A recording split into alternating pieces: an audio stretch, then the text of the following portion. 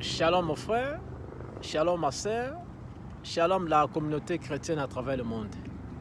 Aujourd'hui, je vais porter un bon éclaircissement sur l'élection du pape Léon XIV au Vatican. C'était en 1954, ici en Amérique, le prophète Branham qui devait prophétiser en ces termes. Il a dit ceci, qu'il y aura un jour glorieux où le pape au Vatican sera élu, il sera de l'origine américaine. Les gens ne comprenaient pas, mais c'était ainsi dit l'Éternel. La prophétie a pris du temps et voici l'accomplissement.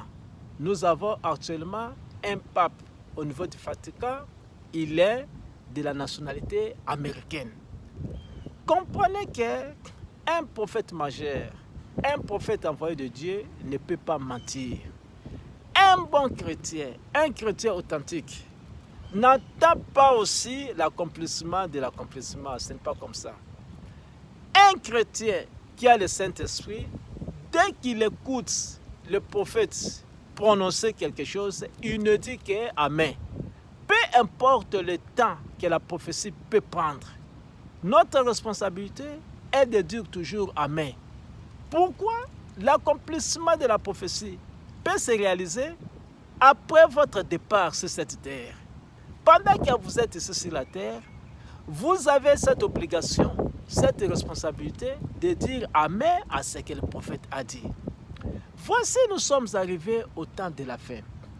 Si vous parcourez à la Bible, vous trouverez en Deutéronome 18:15, Moïse aussi avait dit à ses frères, quand ils sont sortis de l'Égypte pour aller à la terre promise appelée Canaan, Moïse qui avait dit à ses frères que l'un de ces jours, l'Éternel ton Dieu, il suscitera aussi un prophète comme moi. Voici sur le terrain, nous avons le pape Léon XIV, il est là. Nous avons aussi Branham, il est là. Qui vous allez écouter? Cela dépend de vous. Nous sommes à la démocratie. L'homme est libre. Mais permettez-moi de vous dire qu'il n'y a pas une position intermédiaire. Si vous n'écoutez pas William Branham, forcément vous allez écouter Pape Léon XIV. C'est toujours comme ça. Je me souviens dans le discours du fait président Mobutu. Mobutu qui disait dans ce discours que les fruits tombent quand il est mûr, mais devant l'ouragan, mûr ou pas, ça tombera. Nous avons un ouragan devant nous. Quand William Branham prononce quelque chose, bien aimé dans le Seigneur, dites toujours Amen.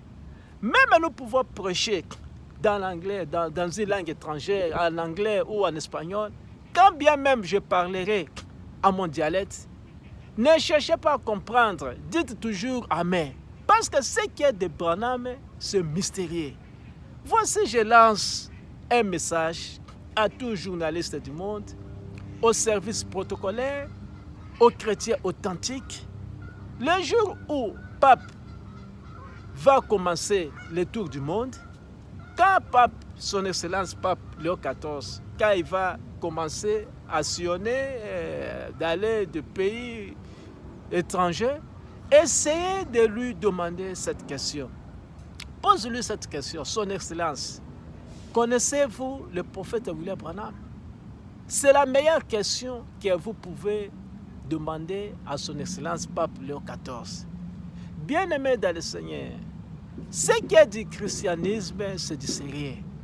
Vous ne pouvez pas ajouter du mensonge au christianisme.